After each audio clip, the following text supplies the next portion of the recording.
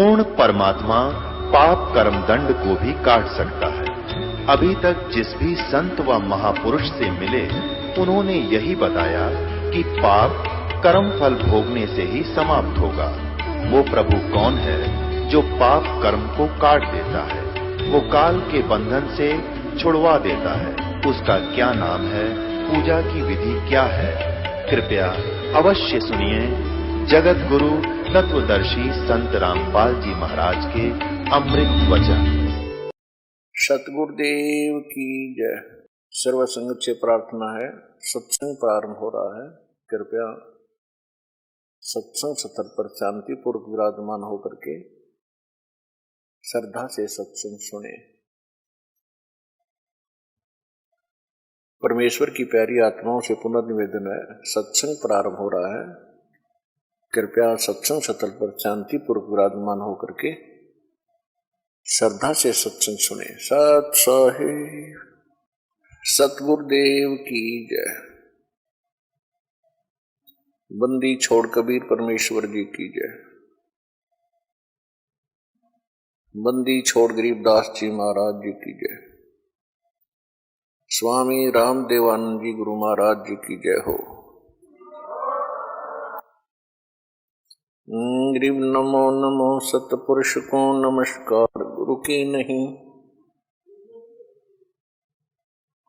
सुर नर मुनि जन साधुआ संतों सर्वस दी नहीं। सतगुरु साहेब संत सब डंडो तुम प्रणाम, आगे पीछे मध हुए तिनको जा कुर्बान। नराकार निर्विषम काल जाल वैवंजनम, निर्लेपम निज निर्गुणम अकल अनुपवेशुंडनम। सोहम सुरति समाप्तम सकल समाना निर्तल, उज्ज्वल हिरंबर हरदमम बेपरवा अथाह वार पार निमज्जतम। ग्रीव जो सुमर सद होई, गणनायक गलताना करो अनुग्रह सोई। पारस पद परवाना आदि गणेश मनाओ, गणनायक देवन देवा। चरण कमल लो लाऊं, आदंत करूं सेवा। परम शक्ति संगीतम रिद्धि सिद्धि दाता सोई। अवगत गुण अतीतम सत्य पुरुष निर्मोही। जगदम्बा जगदीशम मंगल रूप मुरारी। तन मन अर्पों शीशम भक्ति मुक्ति भंडारी। सुर नर मुनि जन ध्यावे, ब्रह्मा विष्णु महेशा। शेष सहस मुख गावे, पूज्य आदि गणेशा। इंद्र कुबेर सरीखा, वरुण धर्म राय ध्यान। समर्थ जीवन जी का, मन इच्छा फल पावे। 33 कोटि अधारा, ध्यावे शेष 88। उतरे बहुजल पारा, कट है यम की फांसी। 33 कोटि अधारा, ध्यावे शेष 88। उतरे बहुजल पारा, कट है यम की फांसी। कर जोरों विनती करूं, धरों चरण पर शीश। गुरु जी राम देवानंद जी महाराज ने दियो नाम बख्शीश। कोटि कोटि सिजदा करूं, कोटि कोटि प्रणाम। चरण कमल में राखियो में बांधी जाम गुलाम। कुत्ता हूँ गुरुदेव का, रामपाल दास का नाम। गले प्रेम की जेवड़ी जाखे चोवा जाऊं तो करो तो हो बावड़ू दूर दूर करो तो जाऊं जो रखो त्यों ही रहूं जो देवो सो खाऊं। परम पिता परमात्मा पूर्ण ब्रह्म सर्व सृष्टि के रचने वाले कबीर परमेश्वर जी की असीम रजा से आप परमात्मा की चंद पुण्यात्माएं परमेश्वर की महिमा सुनने के लिए उपस्थित हुए। सत्संग में आने से जीव को पता चलता है कि ये मानव शरीर किस लिए हमें प्राप्त हुआ था। मात पिता मिल जाएंगे 184 माँ सतगुरु सेवा और बंदगी भाई फेर मिलन की ना। परमात्मा हमें याद दिलाते हैं कि ये भोले प्राणी माता पिता संतान संपत्ति परिवार तो तुझे माता पिता संतान कहते ये अन्य प्राणियों के शरीरों में भी प्राप्त हो जाएगी, क्योंकि हमने अपने मनुष्य जीवन का उद्देश्य इतना ही मान रखा है। जब तक हम सत्संग नहीं सुनते यथार्थ ज्ञान हमें प्राप्त नहीं होता, हम अपने कुटुंब और माता पिता इस परिवार के ही सभी परंपराओं में मर्यादाओं में अपना निर्वाह करके इनका पालन करके बड़े गर्व की बात समझते रहे। तो परमात्मा याद दिलाते हैं कि ये माता पिता तो आपको पशु बनोगे पक्षी बनोगे कुत्ते बनोगे वहां माता पिता मिलेंगे, गधे बनोगे वहां भी माता पिता मिल जाएंगे, लेकिन मनुष्य जीवन के अंदर ही आप सतगुरु सेवा और भक्ति प्राप्त कर सकते हो। तो सत्संग में आने से प्राणी को ज्ञान होता है कि मनुष्य जीवन का उद्देश्य क्या है। कहते हैं सतगुरु के दरबार में जाइयो बारंबार भूली वस्तु लखा जवे है सतगुरु दातार। जब तक हम सत्संग में नहीं आते हम परमात्मा को भूल चुके होते हैं। कभी आपत्ति आती है तो हम याद कर लेते हैं, और जब आपत्ति टल जाती है तो हम केवल बकवाद याद करते हैं, जो मनुष्य जीवन का कोई उद्देश्य भी नहीं होता, वो विषय भी नहीं होता। तो क्या बताते हैं परमात्मा, भाई दुख में सुमरण सब करे सुख में करे ना कोई, जय सुख में सुमरण करे तो दुख कहूं को हो। कबीर सुख में सिमरण किया नहीं दुख में करते याद, कहे कबीरता दास की कौन सुने फरियाद। मानुष जन्म पाए कर जय नहीं रटे हरि नाम, जैसे कुआ जल बिना बनवाया क्या काम। मानुष जन्म दुर्लभ है ये मिले न बारंबार,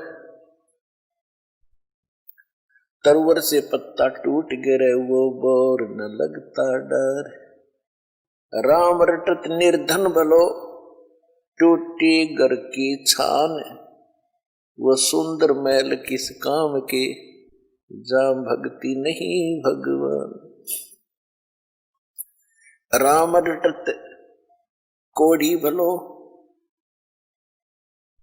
चू चू पड़े जो चाम, वो सुंदर शरीर किस काम का, जा मुख नाही नाम। कबीर जिव्या तो वाए भली, जो रटे हरि नाम, नहीं तो काट के फेंक दियो, ये मुख में बोलो ना चाम। राम रटत कन्या भली, और साकट बलो न पूत, जैसे छेरी के गल में गलथन, जिसमें दूध ना मूत। परमात्मा कहते हैं कि ये प्राणी आपत्ति के समय परमात्मा को याद करते हैं। सुख होता है जो भगवान को भूल जाते हैं। यदि सुख में भी भगवान को आप याद करोगे तो आपत्ति नहीं आएंगी। फिर कितना मैं तो बताया भगवान की भक्ति का कि मनुष्य जीवन ये बार बार प्राप्त नहीं होगा।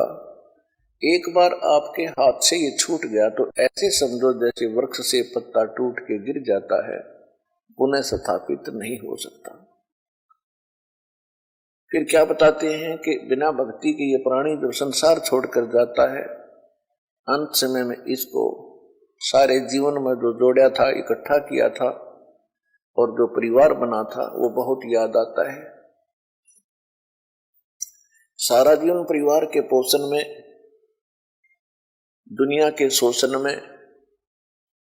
और अपने कोठी बंगले बनाने में खो दिया। चलते समय जब इसको पता चलता है कि सारा कुछ तेरा यहीं रह गया, अब तू जा रहा है अकेला, ना कोई परिवार का सदस्य तेरे साथ है, तो उस समय की सतिथि बताते हैं कि पछाड़ खा खा रोएगी ये आत्मा जब तू चल लेगी अकेली। कहते टक्कर मार मार कर, डकरा डकरा कर रोती है ये आत्मा जब यम के दूत इसको घसीट कर ले जा रहे होते। इसका सारा कुछ यहीं रह जाता है जो सारे जीवन में इसने जोड़ा था, जिसको ये अपना माने हुए था।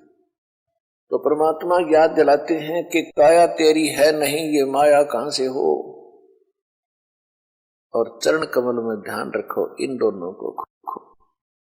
जब तेरा बॉडी नहीं है, बोले आत्मा, तेरा शरीर ही तेरा नहीं है, ये कोठी बंगले कार और ये बैंक बैलेंस बना लग रहा बोंदू, ये तेरे कैसे हो सकते हैं? तेरा क्या है?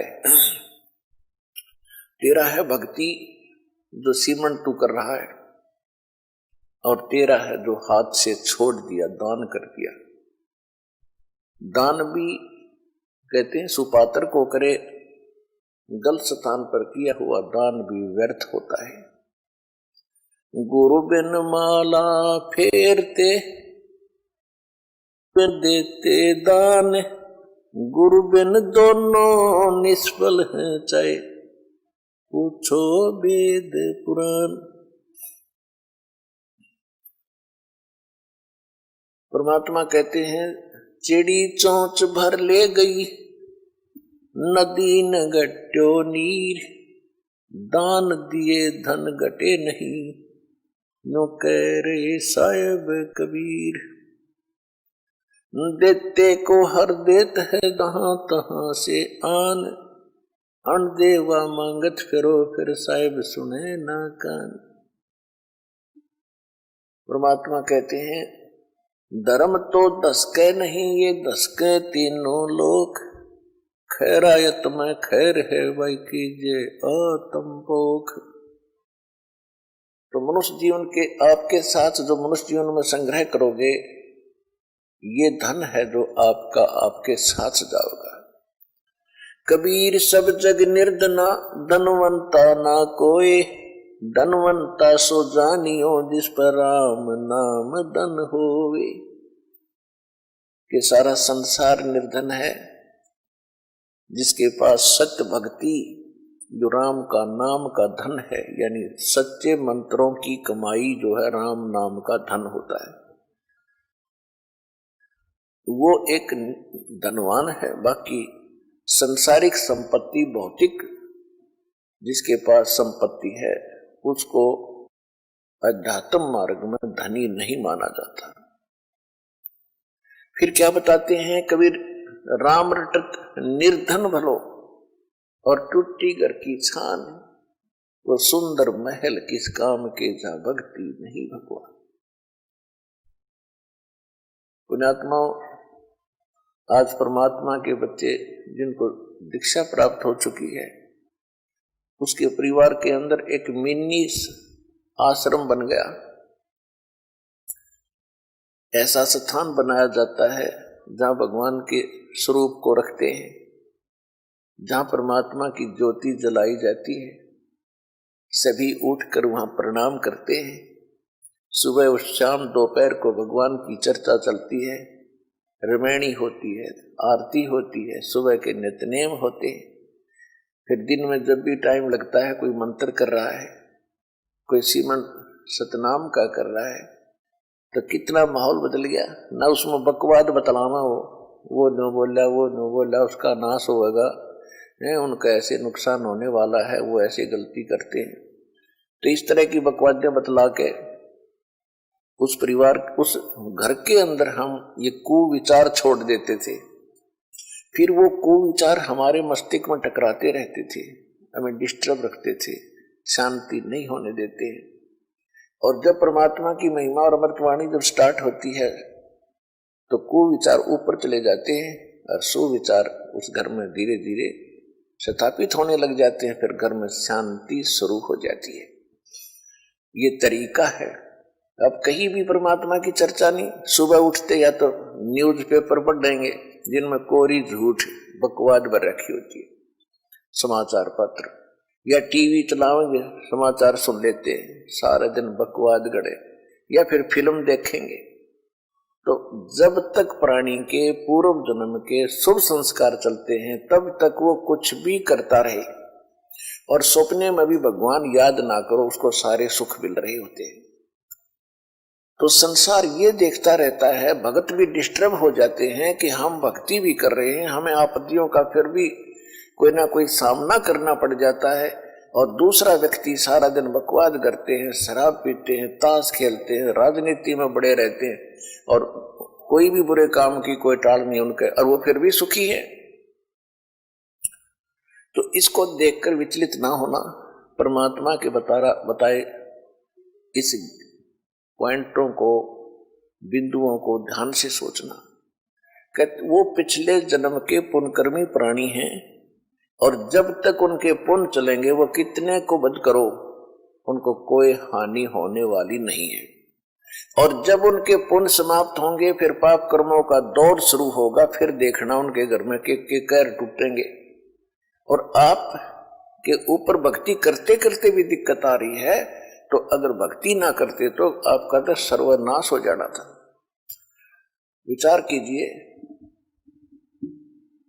जैसे आप जी ने सर्दी के मौसम में कंबल ले रखा है या स्वेटर पहन रखी है और सर्दी फिर भी लग रही है, तो ये ना सोचना कि आप उस स्वेटर ने आपका बचाव नहीं कर रखा। अब जैसे यहाँ भक्त कई कहते हैं जी हमने पाठ भी करवा लिया, जोत भी बोल दी, चौथी हाजिरी भी लग गई, अभी तक हमें कोई विशेष लाभ नहीं हो पा रहा। ये तो हो ही नहीं सकता कि जब आप इतना कर्म कर रहे हो भक्ति का तो कोई लाभ ना हो। ये तो आपकी अनजान सोच है, बालक बुद्धि है। अब जैसे सर्दी का मौसम है, किसी ने स्वेटर पहन ली और फिर भी उसको सर्दी लग रही है, तो ये ना सोचना कि स्वेटर ने अपना काम ना कर रखा।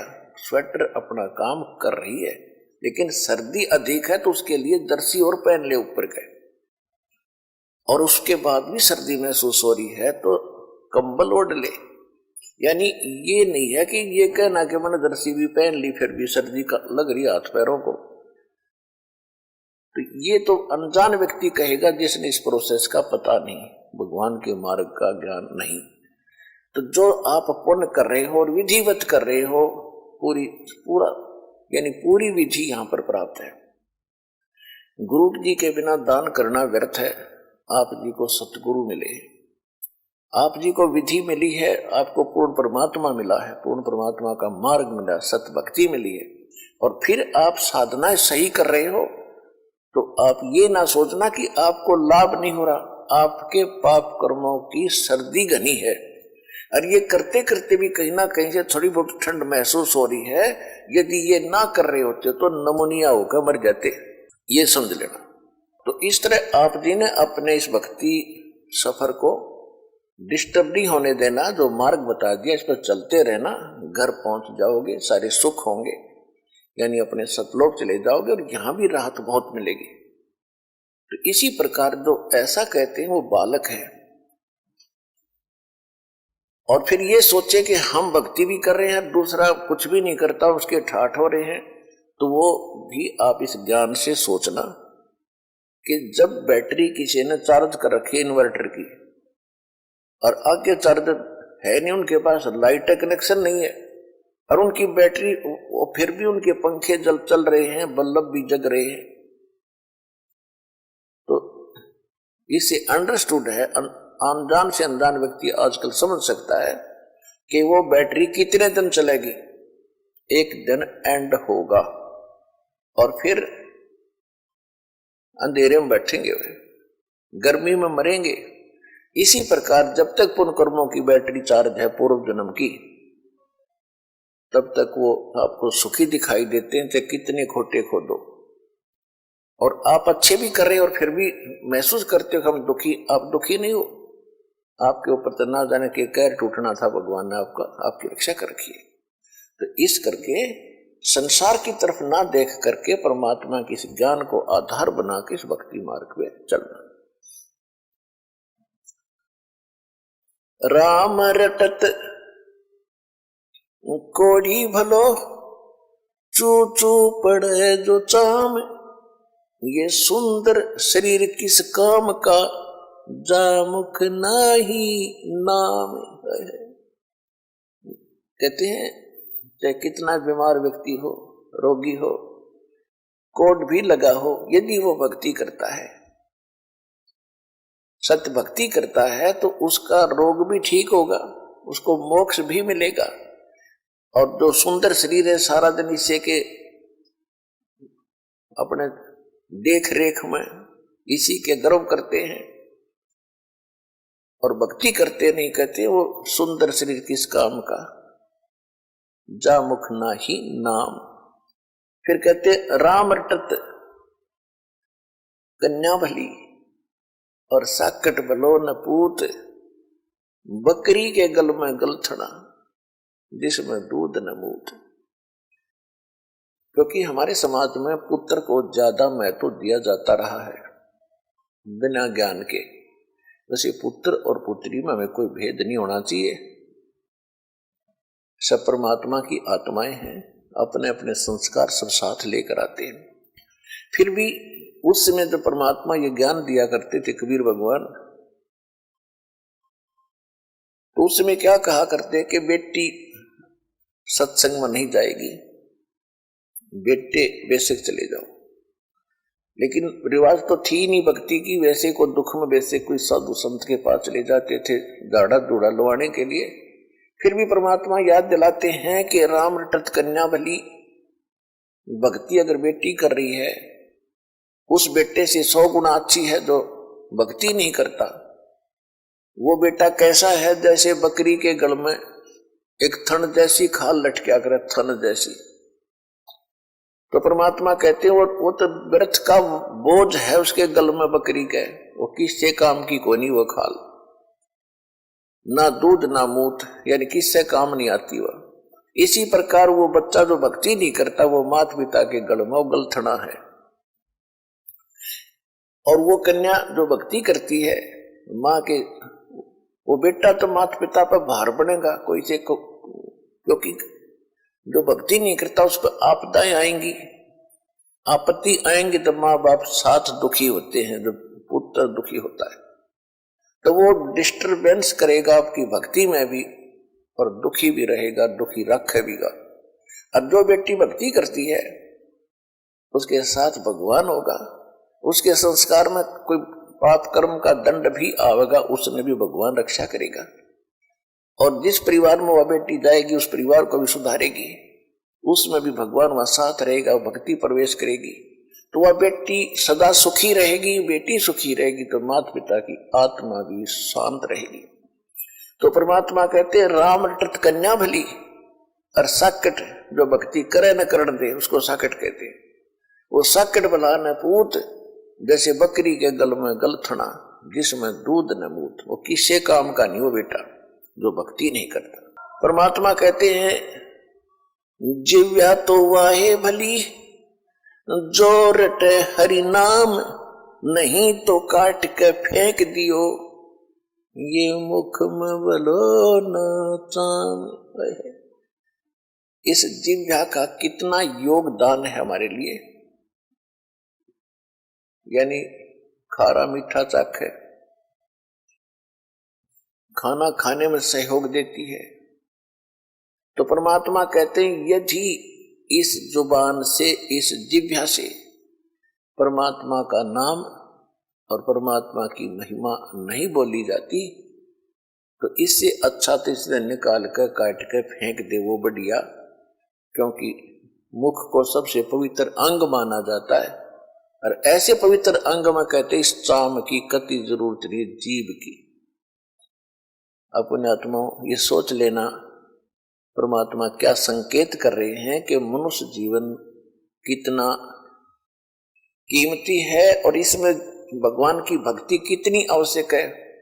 यदि भक्ति नहीं करता तो इस जुबान से कोई तगड़ा है, ताकतवर है, गरीब को कोई ऐसा वचन कुवचन बोल देगा उसकी आत्मा रोती रहेगी, क्योंकि उसका संघर्ष तो कर नहीं सकता। ताकतवर है तो उसकी आत्मा दुखादी उस जीव रूपी तलवार ने उसका अटैक कर दिया, या किसी की निंदा करके लड़ाई करवाओगा, या किसी की गलत गवाही देकर पाप का भागी बनेगा। तो कहते इससे अच्छा तो भगवान या जीव कट जा जो भक्ति नहीं करते, तो भी कुछ पाप से बचे रहेंगे। तो श्री शिव पुराण के अंदर रुद्र संहिता में, रुद्र संहिता के अंदर यो काल जो है ब्रह्मा विष्णु महेश का आपस में झगड़ा हो गया। इस बात पे भ्रमित होकर ब्रह्मा जी कहते हैं कि मैं सबका रचयिता हूं, मैं सबका उत्पत्ति करता हूं। और भ्रमित होकर विष्णु जी को यह भ्रम है कि मेरी नाभि कमल से विष्णु ब्रह्मा जी की उत्पत्ति हुई। और कुछ ऋषि जो साधना किया करते थे समाधि दशा के अंदर, ये काल क्या छल करता है कि अपने वास्तविक रूप में इसने नहीं दिखना, किसी को प्रतिज्ञा कर रखी है। इसलिए ये अपने पुत्रों के रूप में, किसी को ब्रह्मा जी के रूप में, किसी को विष्णु जी के रूप में, किसी को शिव जी के रूप में साधना काल में दर्शन दे देता है। जिसको ब्रह्मा के रूप में दर्शन दिए तो उसने सब जगह गुण गा दिए कि ब्रह्मा जी प्रजापिता हैं, यही खुद मालिक है, मैंने समाधि में देखा। इससे ब्रह्मा जी की महिमा होगी। किसी को विष्णु जी के रूप में दर्शन दे दी साधना में तो उसने विष्णु जी को भगवान बता दिया। 10-20 को विष्णु जी के रूप में दर्शन दे दिए, 10-20 को ब्रह्मा जी के रूप में, 10-20 ऋषियों को दे दिए शंकर भगवान के रूप में। तो इन सभी ने अलग अलग इन्हीं देवताओं को सुप्रीम पावर मान लिया गलती से। और ये है काल भगवान जो छल छिद्र छल करता है इनके साथ, सच से परिचित नहीं होने देता किसी को। आज तक ब्रह्मा विष्णु महेश को पता नहीं हमारा बाप कौन है। ये तो परमात्मा ने आके बताया कि इनके माता पिता कौन कौन है। तो जो प्रसंग चल रहा है कि उसमें क्या कहते हैं, विष्णु और ब्रह्मा जी का आपस में इसी बात पर युद्ध हो गया। ब्रह्मा जी कहते हैं मैं तेरा बाप, विष्णु जी कहते हैं मैं तेरा बाप। जब इन दोनों का युद्ध हो गया तो बीच में इसने काल ने एक स्तंभ खड़ा कर दिया तेजों में। फिर ये लड़ना तो भूल गए, उसके और छोर को खोजने लगे। लंबी कहानी है, लेकिन उसी समय वो प्रकट हो गया वहां पर शंकर भगवान अपने पुत्र शंकर के रूप में। इन दोनों को समझाता है कि तुमने गलती से अपने आप को भगवान मान लिया, यू आर नॉट गॉड, तुम ईश नहीं हो। ये क्या कहता है, ये सब मेरा है, मैं यहां का ईश्वर हूं। तो यहां सूक्ष्म वेद में परमात्मा ने निर्णय दिया है कि मुल्ला माया जग में, मुल्ला माया मग में बैठी, मग माने रास्ते में, और हंसा चुन चुन खाई, ये ज्योत स्वरूपी कहे निरंजन मैं ही करता भाई। एक न करता दो ना करता, नौ ठहराई भाई, और 10 माह भी धुंधर में मिल जा, सत्य कबीर दुहाई।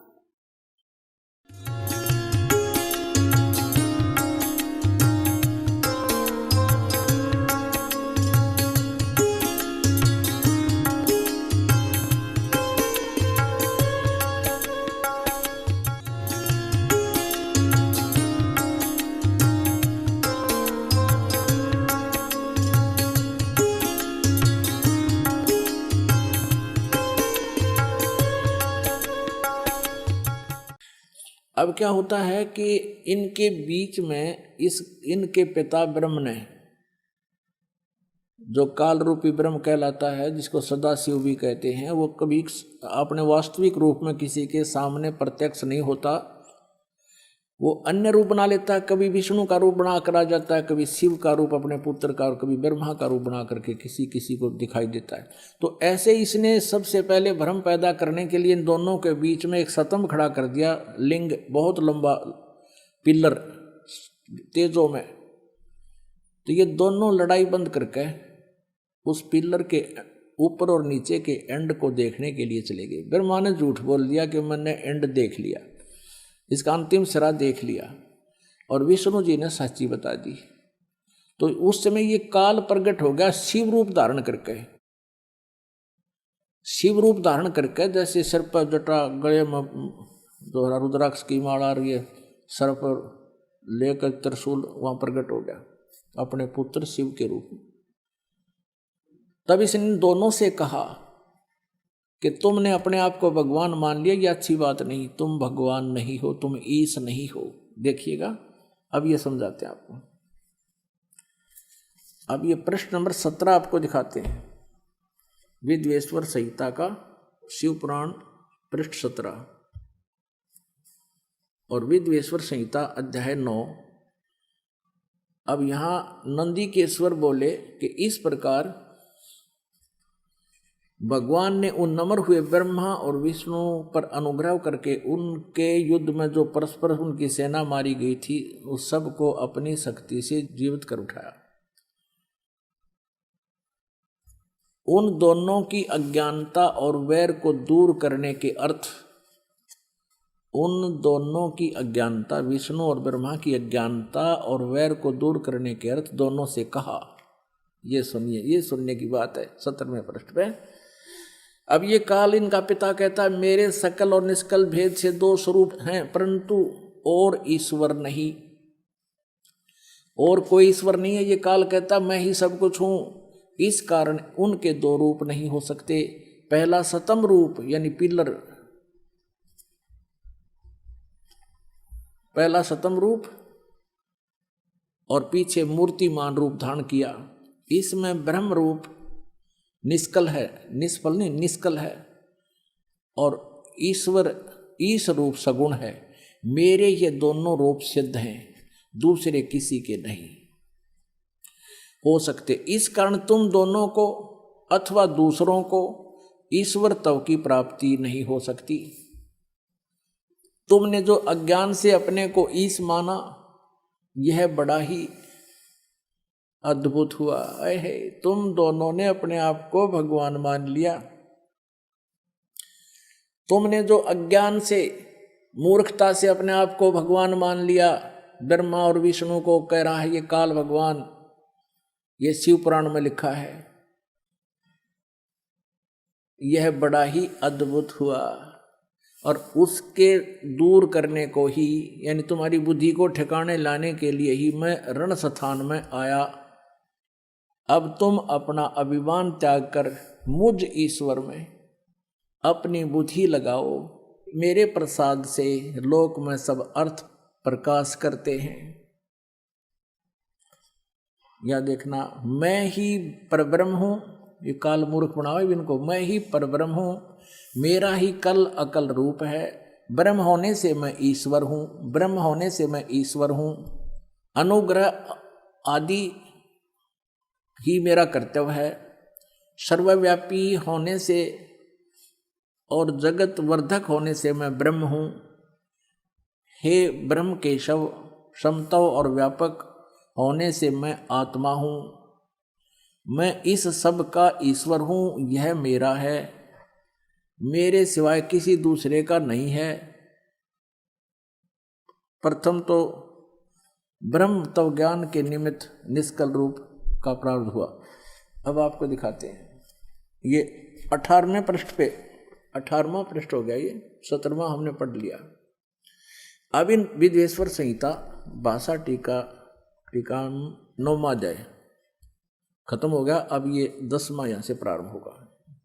तो 10वें अध्याय में ये क्या कहता है, हे पुत्रो, ये काल कहता है, हे पुत्रो, ये कृत आपने, यानी कृत माने ये जॉब, नौकरी, सतिथि और उत्पत्ति की, तप से प्राप्त किया है, तुमने तप करके प्राप्त किया है, जो कि सृष्टि की उत्पत्ति और पालन कहाता है, ये कृत हैं तुम्हारे, सो मैंने प्रसन्न होकर तुम्हें दिया है। इसी प्रकार दूसरे दो कृत रुद्र और महेश को, अब ये ध्यान से देखना, यहाँ ये पुराण का ज्ञान बोल रहा है, जो यहाँ पर ये ब्रह्मा विष्णु महेश और इन रुद्रों से, जो 11 रुद्र हैं, उनसे भी भिन्न है। वो काल है और वही 21 ब्रह्मांड का स्वामी है। महेश को प्रदान किए हैं, परंतु अनुग्रहकृत कोई भी पाने को समर्थ नहीं है। अब ये जो ब्रह्मा जी, विष्णु जी और शिव जी और महेश को कह रहा है कि इनको भी मैंने ही एक एक विभाग दिया है और इन सभी ने तप करके प्राप्त किया है। वो चौथा यानी 5वां कौन है, वो काल है।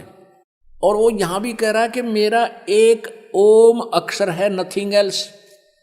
ये देखिएगा, विद्वेश्वर संहिता अध्याय 10 ही चल रहा है, पृष्ठ 19 पे।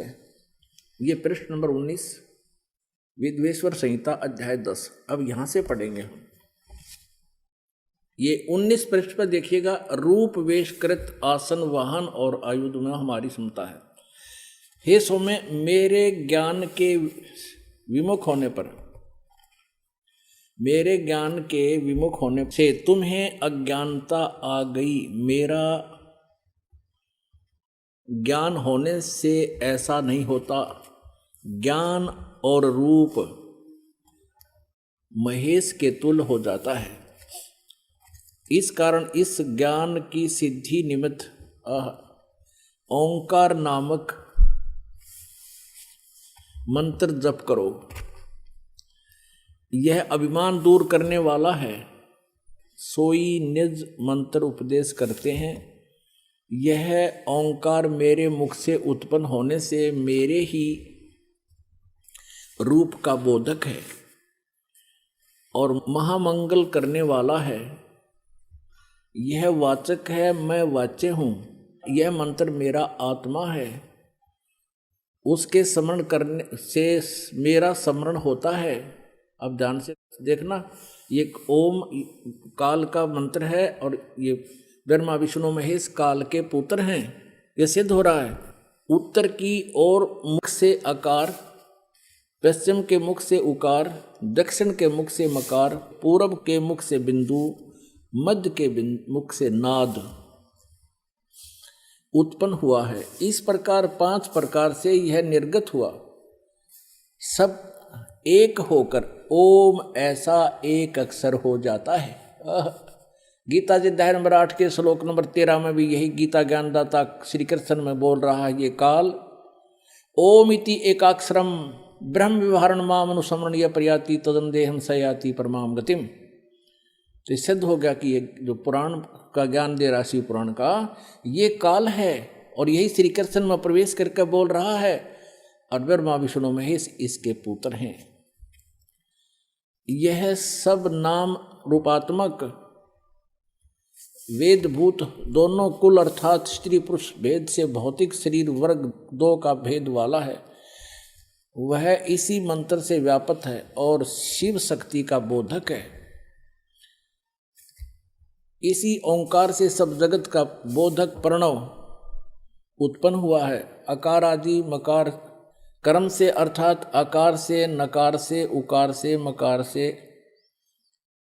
मकार से सी व नाद से यह प्रकट हुआ है। और इसी पंच अक्षर से, पांच भेद से, मात्र का आकार से ये सारा कुछ लड़कान हुए। इससे श्रो मंत्र और चार मुख से त्रिपाद गायत्री यानी ओम नाम से ही सारा कुछ आगे इसके ये सब इसी से बने करोड़ मंत्र उत्पन्न हुए इसी से, लेकिन मूल मंत्र यही है।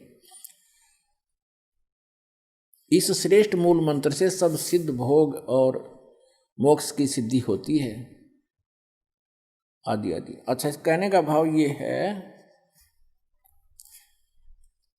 इस मूल संस्कृत जैसे गीता प्रेस गोरखपुर से प्रकाशित इस विद्वेश्वर संहिता का अनुवाद करते समय गीता प्रेस गोरखपुर से प्रकाशित शिव पुराण के अंदर इन्होंने अपनी सोच ठोक दी, वहां लिख दिया ओम नमः शिवाय ये मंत्र जाप करो। लेकिन मूल संस्कृत में, मूल पाठ में कहीं पर भी ऐसा नहीं है कि ओम नमः शिवाय जाप करो। ये लोक वेद का मंत्र है और इसने सिर्फ एक ओम का जाप करने को कहा है कि इस मूल मंत्र के जाप से ही सब लाभ होगा। आगे करोड़ों मंत्र जो तुमने बना लिए वो व्यर्थ हैं। इसलिए तो गीता जी अध्याय नंबर 8 के श्लोक नंबर 13 में कहा कि ओम इति एकाक्षरम ब्रह्म व्यवहारण माम अनुसमरण यह प्रयाति तदन देहम सयाति परमाम गतिम। ये देखिएगा शिव पुराण, ये गीता प्रेस गोरखपुर से प्रकाशित है। संपादक हनुमान प्रसाद पोदार और ये प्रकाशक व मुद्रक हैं गीता प्रेस गोरखपुर। ये है विद्वेश्वर संहिता श्री शिव पुराण, वही गीता प्रेस गोरखपुर से प्रकाशित है। पृष्ठ नंबर 24 पे ये ब्रह्मा और विष्णु के बीच में इस काल भगवान ने एक स्तंभ खड़ा कर दिया, ये पिलर यानी लिंग खड़ा कर दिया और इसका भेद ये नहीं पा सके। फिर वो खुद प्रकट होकर इनको समझाने लगा। ये पृष्ठ नंबर 25 पे 24 पे आपने वो स्तंभ देखा नीचे। ब्रह्मा और विष्णु ने पूछा उस काल भगवान से, ब्रह्म से, सदाशिव से, हे प्रभु सृष्टि आदि 5 कर्तव्यों के लक्षण क्या हैं, यह हम दोनों को बताइए। भगवान शिव बोले यानी काल ब्रह्म बोला, मेरे कर्तव्यों को समझना अत्यंत गहन है, तथापि मैं कृपा पूर्वक तुमको उनके विषय में बताता हूँ। ब्रह्मा ज्योतिष को कहे हैं, विष्णु को सृष्टि, पालन, संहार, तिरोभाव और अनुग्रह, ये 5 ही मेरे जगत संबंधी कार्य हैं जो नित्य सिद्ध हैं।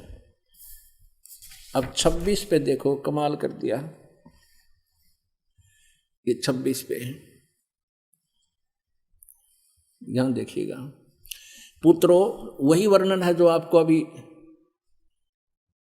खेमरा श्री कृष्णदास प्रकाशन से पढ़कर सुनाया था। ये तो वही है नू कानू। पुत्रो, तुम दोनों ने तपस्या करके प्रसन्न हुए मुझ परमेश्वर से सृष्टि और सतीथि नामक 2 कृत्य प्राप्त किए हैं। विष्णु और ब्रह्मा को कह रहा है, ये काल ब्रह्म, ये दोनों तुम्हें बहुत प्रिय हैं।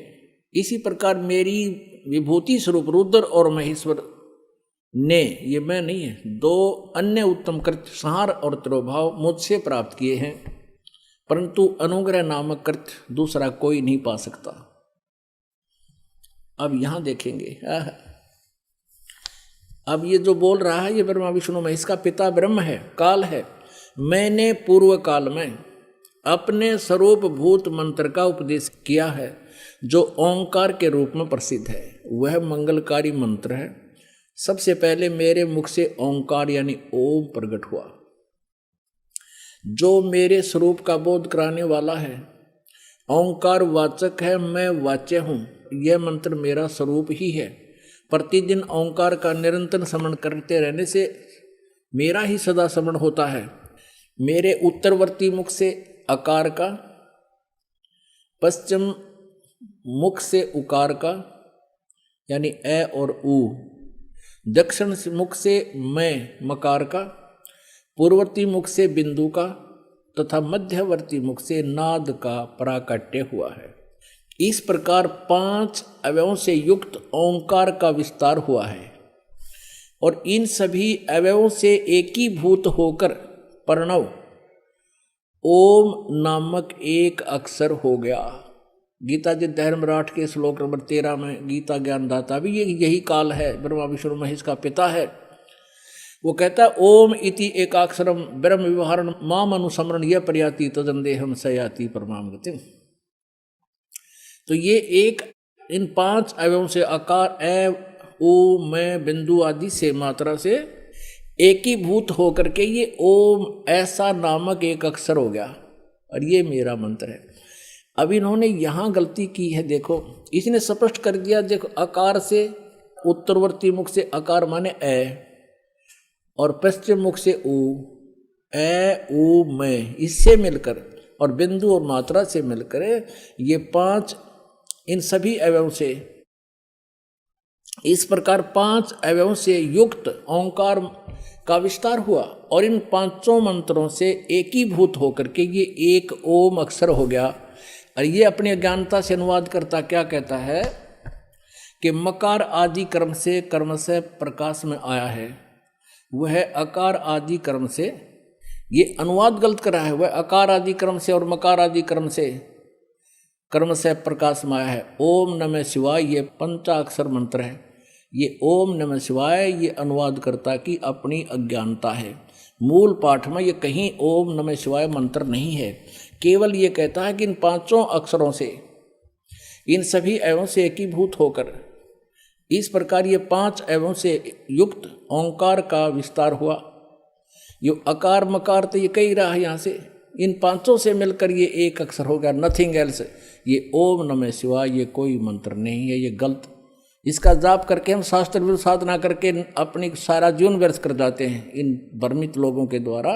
हमने हिंदी पढ़ते रहे, हिंदी में ये मंत्र मिल गया, इसका रगड़ा लगा दिया। ये शास्त्र विधि त्याग कर मनमान आचरण होने से यूजलेस है, ये मंत्र नहीं करना चाहिए।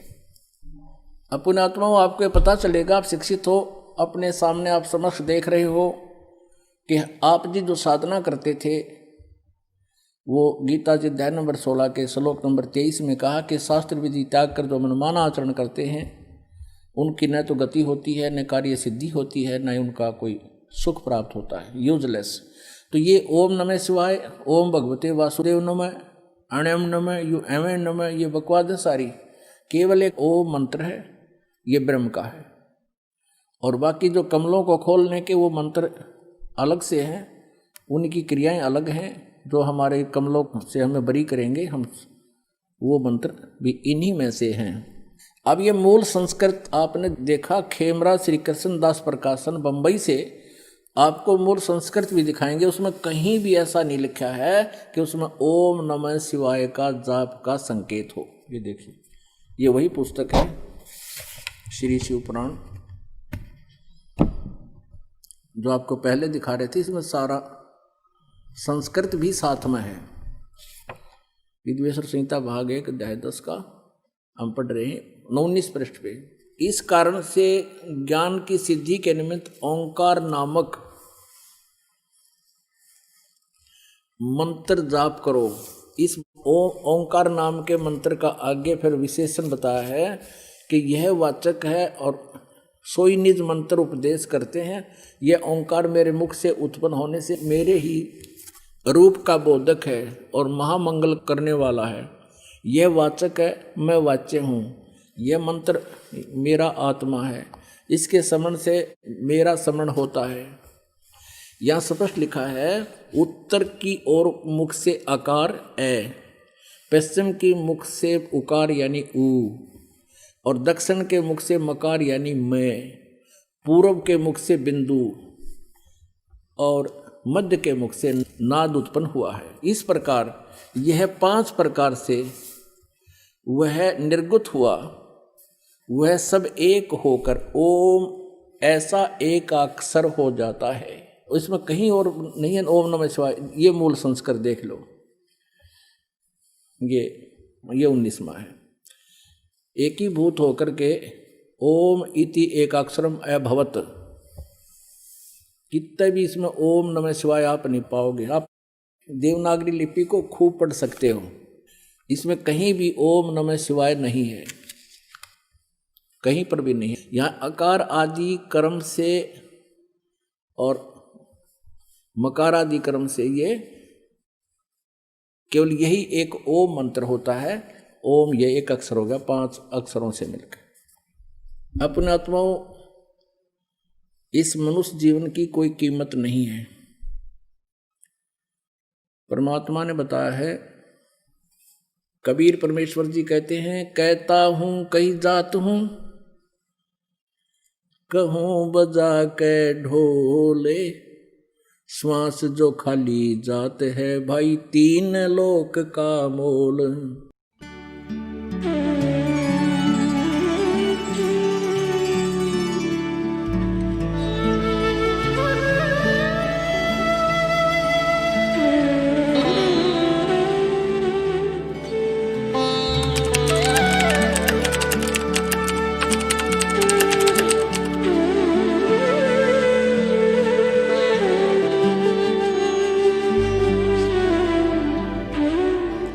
एक नल और नील नाम के 2 मुसेरे भाई थे। दोनों कुछ असाध्य रोग से ग्रस्त थे। एक दिन परमेश्वर मुनिंदर नाम में आए हुए वो परमात्मा सत्संग कर रहे थे। नल और नील भी वहां जाकर बैठ गए, सत्संग सुना। जो ही वो जब परमात्मा के पास आए, आशीर्वाद और दीक्षा तो कहते बाद में देखेंगे, पहले प्रणाम कर लेते हैं। तो जो ही वो प्रणाम करने आए परमात्मा के पास, उन दोनों के सिर पे आशीर्वाद भरा हाथ रखा, दोनों स्वस्थ हो गए। एक दूसरे को देख रहे हैं कि हम ये क्या हो गया, जैसे शरीर से 100 मन वजन उठा दिया हो। दोनों चरणों में गिर गए, फूट फूट कर रोते रहे। कहने लगे, महाराज मैं उपदेश दे दो, हम आपके दास है। दोनों को दीक्षा दे दी, भक्ति करो बेटा, ये मंत्र जाप करो। करते रहे। उस दिन से वो बहुत सत्संग में सेवा करने लगे। बूढ़े बुजुर्गों के कपड़े, रोगियों के, अपाहिजों के कपड़े ले जावें, लाओ जी मैं धो लाऊंगा। उनके कपड़े धोवें, बर्तन साफ करें, उनको आराम से बैठावें, नवावें।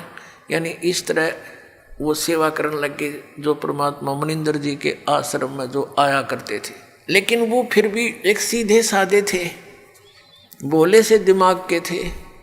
वो क्या करते, सत्संग में जो चर्चा होती, ज्ञान सुनते भगवान के मुख से, तो कपड़े धोने जाते या बर्तन साफ करने जाते। दरिया के किनारे सत्संग होया करते थे, आश्रम होते थे ऋषियों के।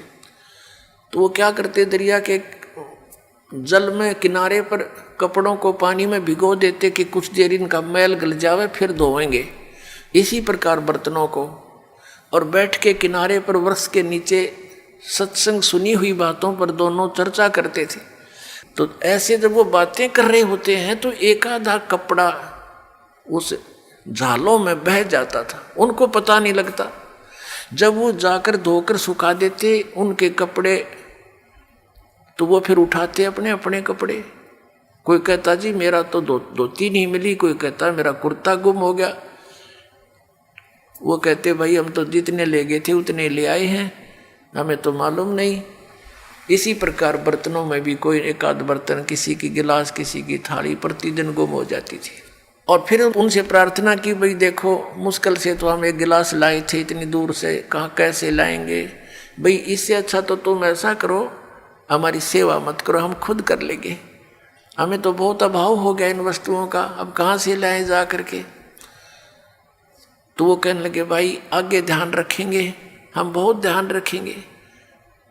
तो अन्य जो और सेवादार होते थे वो बताते थे कि ये भोले भाले व्यक्ति हैं, उन कपड़ों को बर्तनों को भिगोकर पानी में बैठ जाते, एक तरफ भगवान की चर्चा करते रहते हैं, इनको पता नहीं लगता वो पानी में बह जाते हैं। कहने का भाव ये शिकायत गुरु जी के पास पहुंच गई, मुनिंदर जी के पास। अब उनको चिंता होगी कि महाराज जी के पास बात गई और अब ये हमारी सेवा छीन लेंगे,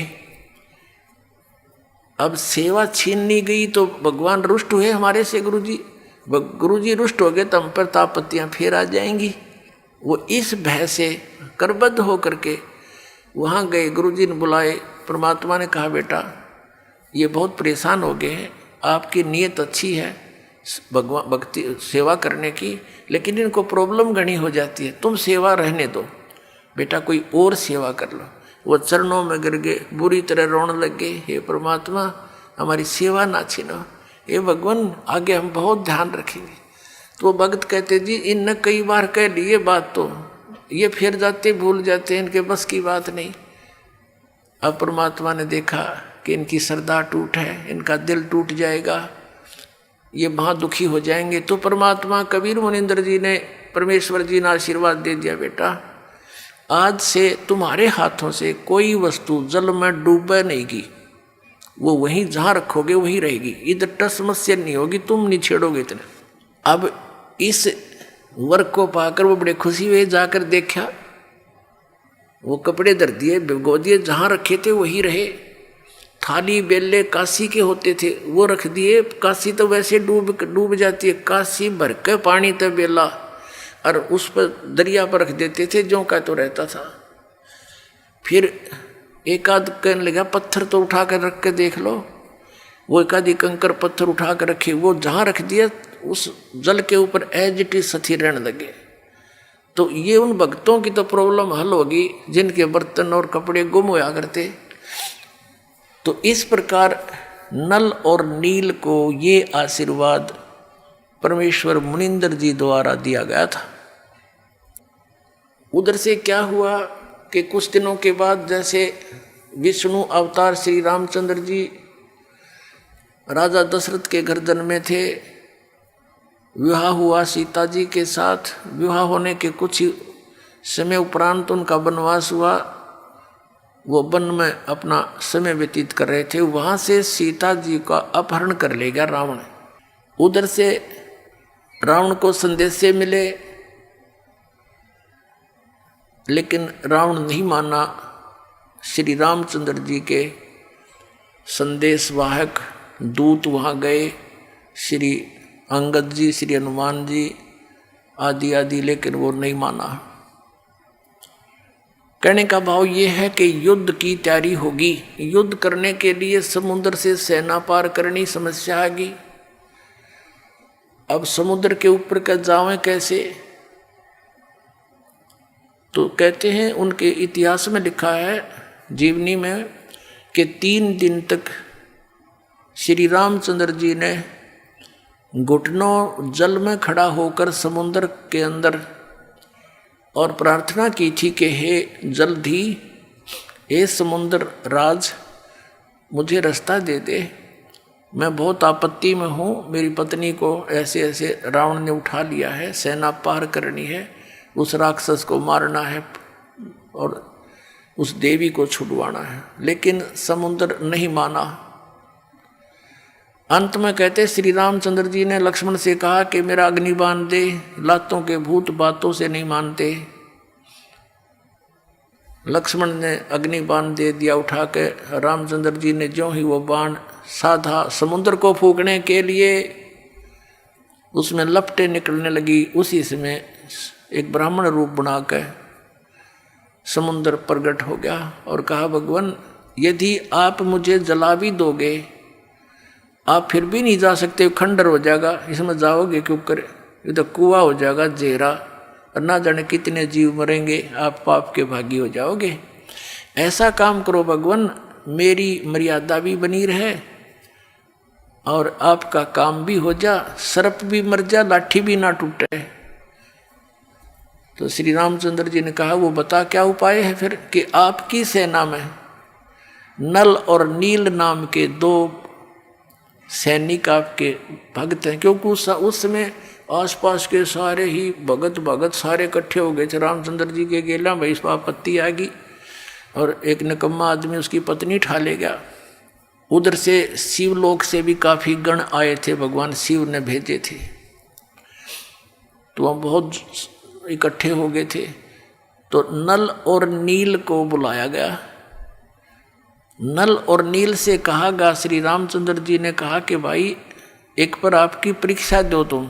समुद्र ने यह बताया कि इनके गुरु जी के द्वारा दिया हुआ आशीर्वाद है इनका, और उनके आशीर्वाद से मेरे ऊपर ये पत्थर कोई भी वस्तु रखते हैं वो डूबती नहीं, वहां से टस से मसनी होगी वहीं रहेगी, तो मेरे ऊपर वजन नहीं बनेगा इसका। अब भगवान श्री रामचंद्र जी ने कहा भी एक बार ट्राई दिखाओ तुम।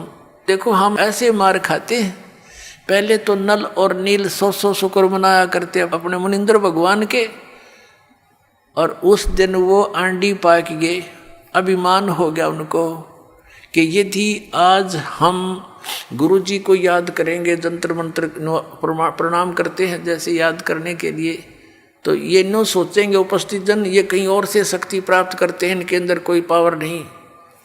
अब उन्होंने दोनों ने फटाफट उठाया एक एक पत्थर और रख दिया समुद्र पर, डूब गया।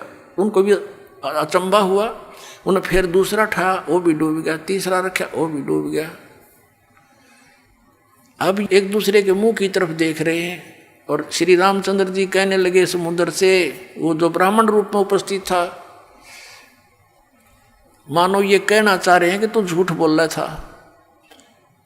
तो वो ब्राह्मण रूप में उपस्थित समुद्र ने कहा कि भगवान आज इनने कोई गलती कर दी, क्यों भाई तुमने अपने गुरु जी को याद नहीं किया, आज दिखा है ये अभिमान में आ गए, इसलिए इनके हाथ से वो पावर चली गई दिखा है। वो तो अपना एस्टीमेट बतावा था और वह सचमुच ऐसा ही हो गया था।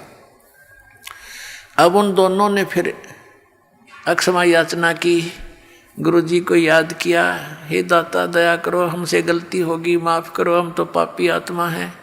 वो डर गए न्यू अकदे फिर वो आपत्ति फिर ना आ जा तुम्हारे पे, और तुमने कर दी गलती आज ज़्यादा, अब मान बढ़ाई की भूख में। तो पुण्यात्माओं परमात्मा हमें आगाह करते हैं कि यदि तुम ऐसे मर्यादा तोड़ दोगे भक्ति आपकी नष्ट हो जाएगी। जैसे माता गर्भ को रखे यतन बनाए और ठेस लगे तो छन होए, ऐसे भक्ति जावे। जैसे किसी बहन को, माता को बहुत वर्षों के बाद कोई गर्भ रहा हो, फिर वो कितनी चिंतित होती है उस बालक को परिपूर्ण करने के लिए, कहीं ऊंचे नीचे में पैर न रखा जा, चलते समय भी बहुत सावधानी बरतती है, और रात के समय करवट बदलते समय भी वो बहुत चिंतित रहती है, कहीं मेरे बालक पर जोर ना आ गया, एकदम उधड़ के पड़ती है और देखती है दर्द पीड़ा तो नहीं होगी मुझे। तो कहते हैं जैसे माता गर्भ को रखे यतन बना और ठेस लगे तो क्षीण होए, तेरी ऐसे भक्ति नसावे। तो उनकी भक्ति नस संकट मोचन कष्ट हरण हो, मंगल करण कबीर के आगे शरण तेरी।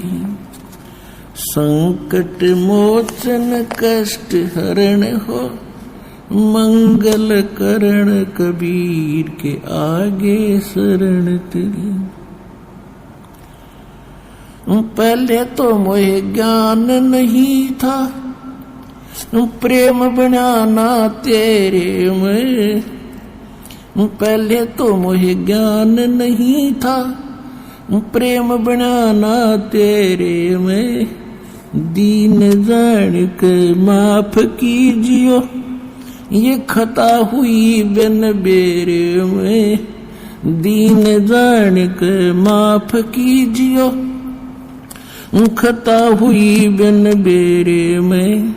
अनगिन अवगुण भरे मेरे में, माफ करो तकसीर के आगे शरण तेरी।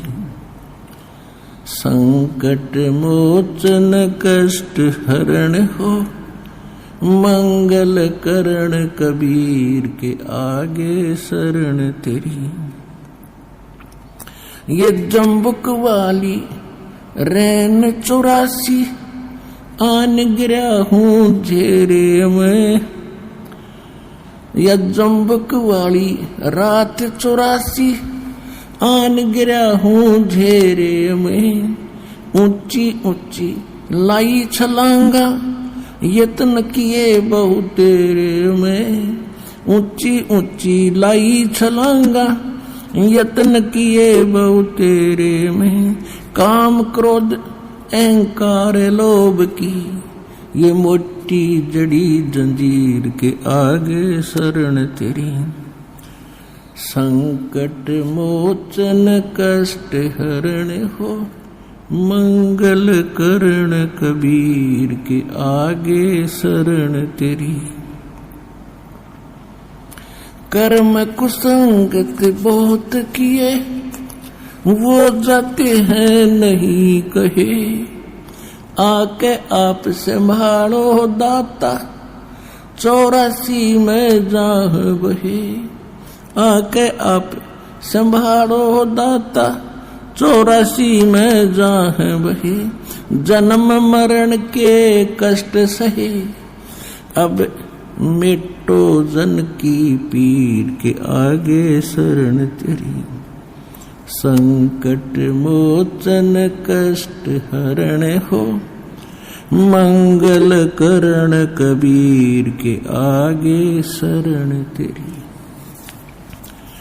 गुप्त रूप से सब काज सारते जो भी विपता आने पड़े। गुप्त रूप से सर्व काज सारते जो भी विपता आने पड़े। एक दिन दर्शन देने होंगे दीन दयाल न्यो नहीं सरे। एक दिन दर्शन देने होंगे दीन दयाल न्यो नहीं सरे। तुम बिन पापी नहीं तेरे मेरा अवगुण भरा शरीर के आगे शरण तेरी।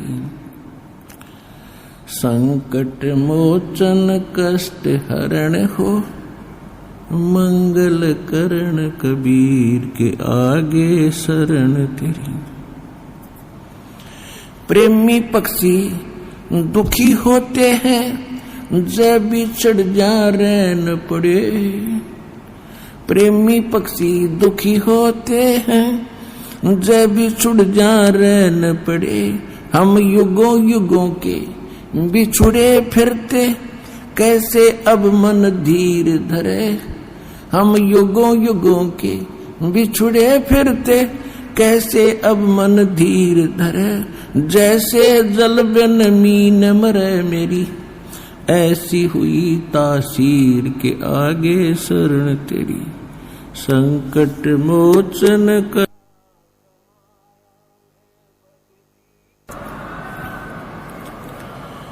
संकट मोचन कष्ट हरण हो मंगल करण कबीर के आगे शरण तेरी। रजा तेरी से दादू नानक जी का सत्यलोक में वास हुआ।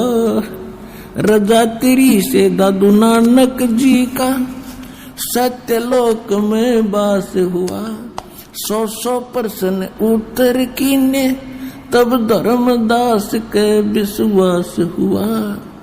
100% उत्तर कीने तब धर्मदास के विश्वास हुआ। भगत के कारण खवास हुआ जागी सुल्तानी की तकदीर के आगे शरण तेरी। संकट मोचन कष्ट हरण हो मंगल करण कबीर के आगे शरण तेरी।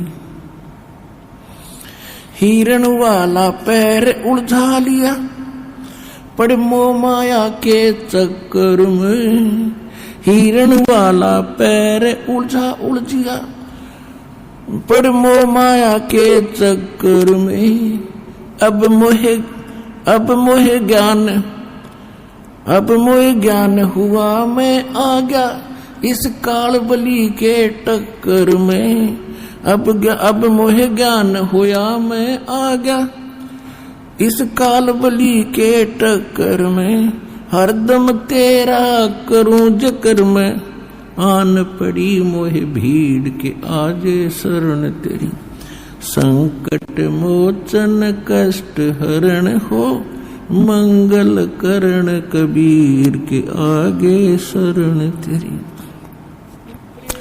पावचनों के लालच में या बंदर वाली मूठ गही, पावचनों के लालच में या बंदर वाली मूठ गही, मूठ खुले ना जान बचे ना, हे साहिब या कौन भई, मूठ खुले ना जान बचे ना, हे साहिब या कौन भई।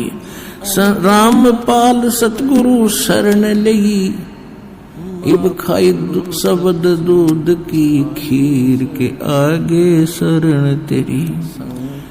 आइए अब हम उन श्रद्धालुओं के अनुभव जानते हैं जो जगत गुरु तत्वदर्शी संत रामपाल जी महाराज जी से दीक्षा प्राप्त कर चुके हैं तथा उनके द्वारा बताए गए भक्ति मार्ग पर चल रहे हैं। नमस्कार सर। नमस्कार जी।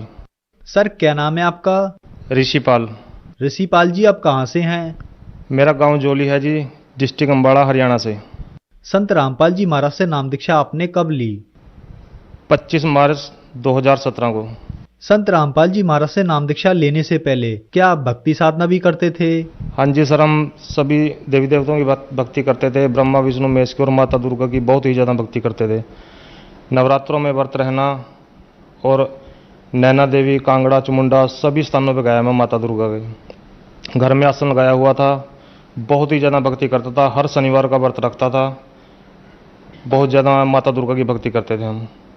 और पितृ पूजा सारा ही जो भी हिंदू धर्म में चली आ रही पूजाएं सभी करते थे। माता दुर्गा की बहुत ज़्यादा भक्ति करते थे। सर फिर आप संत रामपाल जी महाराज की शरण में कैसे आए?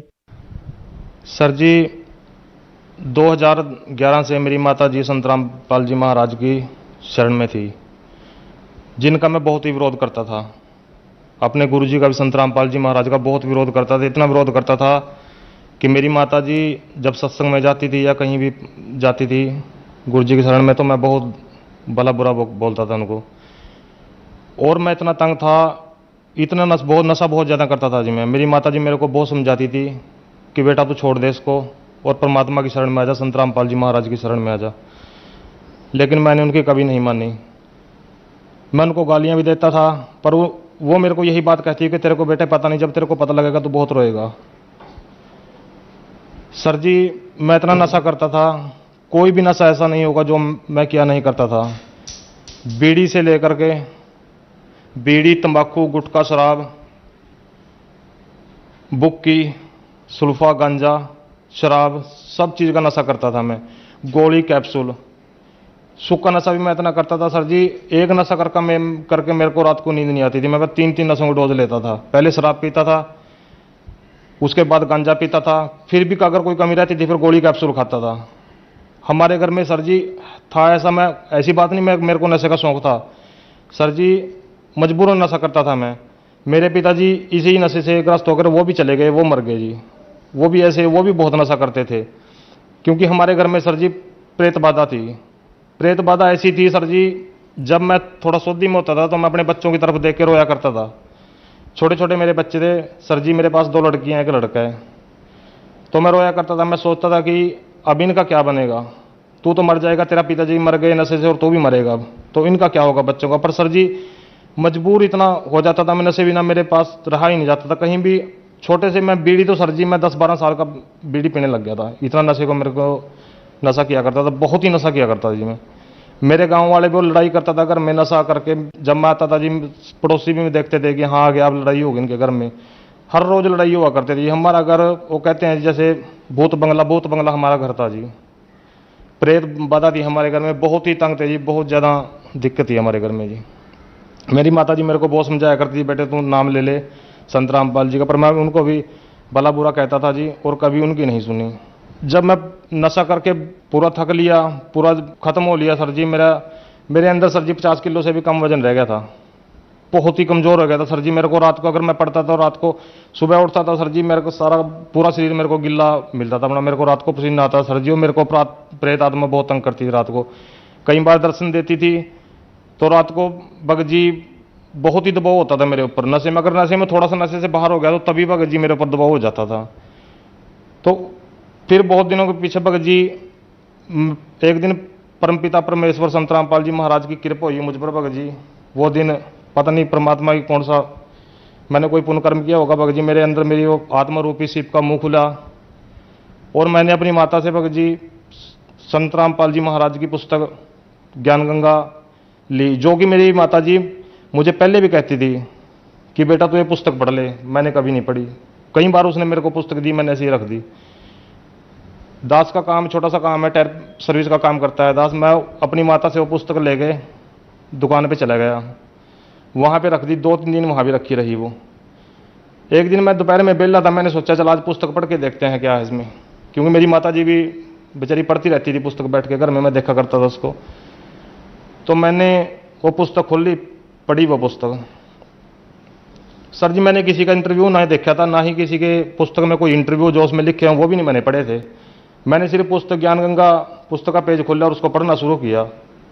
4-5 पेज ही मैंने पढ़े। सर जी मेरी दुकान में कोई भी स्थान ऐसा था जहां बीड़ी का बंडल और माचिस ना मिला थी। मेरे मुंह में सारी 24 घंटे बीड़ी लगी रहा थी जी। तो मैंने सर जी बीड़ी हाथ में ले रखी थी और पुस्तक आगे दी। सर जी जब मैंने पुस्तक पढ़ी तो मैंने वो बीड़ी का मेरा स्वाद बिगड़ गया। सर जी मैंने बीड़ी गिर दी। सर जी मेरे पास बीड़ी नहीं पी गई। तो सर जी मैंने पुस्तक 1-2 पेज पढ़ा, बंद कर दी, घर आ गया जी। 3 दिन ऐसे ही चला भगत जी। तीसरे दिन मैंने पुस्तक वादी के करीब पुस्तक मैंने पढ़ ली तो भगत जी मेरे से रहा नहीं गया। मेरे मामा जी हैं जो उन्होंने भी संत रामपाल जी महाराज के से नाम दीक्षा ली हुई है। मैंने उनके पास फ़ोन किया और अपनी माता जी को कहा कि मैं नाम लेना चाहता हूँ। तो उन्होंने कहा कि आ जाओ। मैं अपने मामा जी के पास गया, वो मेरे को लेकर कुरुक्षेत्र गए। वहाँ पे जाकर मैंने संत रामपाल जी महाराज से नाम दीक्षा ली। संत रामपाल जी महाराज से नाम दीक्षा लेने के बाद क्या आपको लाभ भी प्राप्त हुए? सर जी बहुत लाभ प्राप्त हुए, बहुत ज़्यादा जी। एक तो सर जी मेरी पत्नी थी, जब से हमारी शादी हुई थी वो बीमार ही थी जी। उसको 2-2 महीने सर मैं अस्पतालों में उठा के फिरता था। उसको तेजाब बनता था, उसको छाती में बहुत ज़्यादा तेजाब बनता। अगर वो पानी भी पीती थी उसका भी तेजाब ही बनता जी। उसका कोई बेनिफिट नहीं था उसको खाने का पीने का कहीं का भी। तो सर जी 2-2 महीने में अस्पतालों में रहता था जी अपनी पत्नी के साथ। तो सर जी सतगुरु रामपाल जी महाराज से नाम दीक्षा लेने के बाद वो बिल्कुल सही है। उसने भी जैसे वो मैंने नाम लिया वो सही हुई, उसने भी सर जी फिर दीक्षा लिया, वो भी परमात्मा की शरण में है, संत रामपाल जी महाराज की शरण में है। दूसरा सर जी जो हमारे घर में प्रेत बाधा थी सर जी वो बिल्कुल खत्म है। पहले हमारा घर सर जी नरक था। हमारे घर में सर जी बिल्कुल भी कोई सर जी रिश्तेदार भी नहीं आता था हमारा। किन कहते भूत भूत बंगला। हर समय लड़ाई पड़ती थी सर जी। हर समय मैं बोलता रहता था, कभी नहीं माता जी के साथ, कभी नहीं पत्नी के साथ सर जी। तो अब बिल्कुल सही है सर जी, कोई प्रेत बाधा नहीं है। बहुत ही अच्छा जीवन जी रहे हैं सर जी। परमात्मा की सतगुरु रामपाल जी महाराज की इतनी कृपा है। पहले सर जी मैं दुकान पे 12-12 बजे तक सर जी रात को काम करता था और जेब में 10 रुपये भी नहीं सर जी कभी निकलते थे मेरी। इतना बुरा हाल था मेरा सर जी।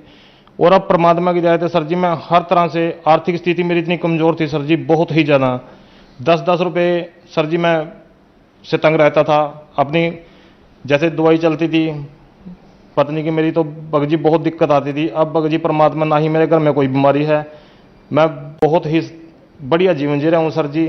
किसी तरह से कोई परेशानी नहीं है, प्रेत बाधा नहीं है। और सर जी सबसे बड़ा लाभ ये मिला है सर जी कि जिस परमात्मा को पाने के लिए साधु संतों ने शरीर गाड़ दिए और राजे महाराजाओं ने अपने राज छोड़े हैं सर जी, उस परमात्मा की जानकारी मेरे को मिली संत रामपाल जी महाराज के माध्यम से, जो कि खुद कबीर साहब जी आए हुए हैं संत रामपाल जी महाराज के चोले में। जिस दिन से मैंने संत रामपाल जी महाराज से दीक्षा ली सर जी नशा मेरा बिल्कुल खत्म है। मेरे को पहले मैं इतना नशा करता, अब सर जी मेरे को बीड़ी पीने वाले के पास भी नहीं मैं खड़ता जी। मेरे को खड़ा ही नहीं जाता थी, धुआं भी इतना चंद्रा लगता है बहुत ज़्यादा।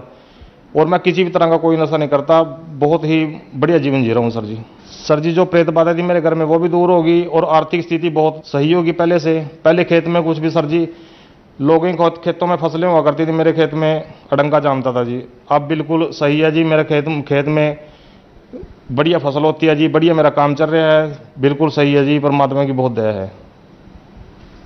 सर हम आपसे यहाँ एक बात जानना चाहेंगे कि आपने बताया कि आप बीड़ी सिगरेट शराब आप इतने नशे करते थे कि हमें यहाँ गिनाना भी मुश्किल हो जाएगा। नशे में आपके पिताजी की मृत्यु हो गई और आपने भी ये सोच रखा था कि मेरी मृत्यु भी इसी नशे में हो जाएगी, मेरा नशा नहीं छूट पाएगा। फिर आप संत रामपाल जी महाराज की शरण में आए, आपका नशा छूट गया। तो सर संत रामपाल जी महाराज ने आपको ऐसी कौन सी भक्ति दवाई दी जिससे आपका नशा एकदम से छूट गया?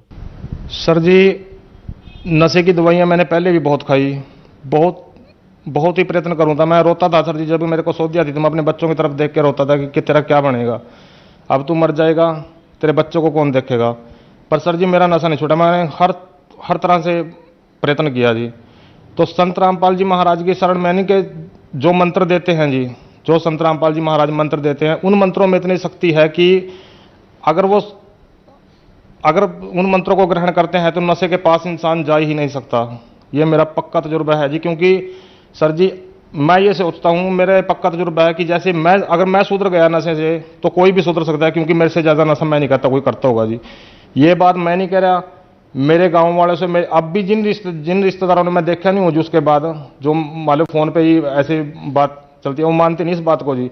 24 घंटे मेरे बैग में, मोटरसाइकिल के बैग में, थैले में शराब की बोतल होया करती थी जी, और सुल्फा गांजा 24 घंटे मेरे पास मिलता था। अब मैं बिल्कुल भी किसी तरह का भी नशा नहीं करता। ये सारा ही किया जरा संत रामपाल जी महाराज का है, जिन्होंने मैं इस नर्क से निकाला मेरे को। सर जो दर्शक आज आपको देख रहे हैं, आप उनके लिए एक बहुत बड़ा उदाहरण है, जो नशा नहीं छोड़ पा रहे हैं। नशा एक बहुत गंभीर समस्या बन गया है, उनके लिए आप क्या कहना चाहेंगे? सर जी देखो, ऐसे नशा नहीं छोड़ सकता। सरकार भी नशा छुड़ाने के लिए इतना प्रयत्न करती है, इतना पैसा खर्च करती है, पर नशा नहीं छोड़ सकता। क्योंकि जब तक ये अंदर काल रूपी मन बैठा है, जब तक ये नहीं हटेगा अंदर से, ये मन ही नहीं करेगा नशे के लिए, नशा नहीं छोड़ सकता। और ये मन नहीं तब करेगा जब संत रामपाल जी महाराज की शरण में आएंगे, क्योंकि यही वो सुप्रीम पावर है, यही वो परमात्मा है जो नशे से इंसान को निकाल सकते हैं। नहीं तो नशे से, मेरे पिताजी सर्विस में थे, पढ़े लिखे थे, मैं तो इतना पढ़ा लिखा नहीं हूँ, मेरे पिताजी पढ़े लिखे भी थे, सर्विस में भी थे, हम उनके बच्चे थे, वो भी रोते थे हमको देख के जी कि ये मैं मर जाऊंगा, मेरे बच्चों का क्या होगा। पर सर जी वो मर ही गए, नशा नहीं उनके पास छूटा जी। डॉक्टरों ने भी जोर लगा लिया, उनको करते करते उनको टीबी की बीमारी हो गई थी सर जी। डॉक्टरों ने इतना जोर लगाया कि बीड़ी छोड़ दे सर जी, वो बीड़ी भी नहीं छोड़ सकते, शराब तो कहाँ छोड़ देंगे, बीड़ी भी नहीं वो छोड़ सके सर जी, वो मर के निकले। तो संत रामपाल जी महाराज ही इस नशे से छुटकारा दिला सकते हैं, नहीं संसार में कोई ऐसी दूसरी पावर नहीं है जो इस नशे से बाहर निकाल सकती है इंसान को। सर संत रामपाल जी महाराज से नाम दीक्षा कैसे ली जा सकती है? आज कई चैनलों पे संत रामपाल जी महाराज के सत्संग आता है, उसके नीचे पीली पट्टी चलती है, उस पर नंबर है, उनसे कांटेक्ट करके संत रामपाल जी महाराज से नाम दीक्षा ले सकते हैं। धन्यवाद सर। सत साहिब जी।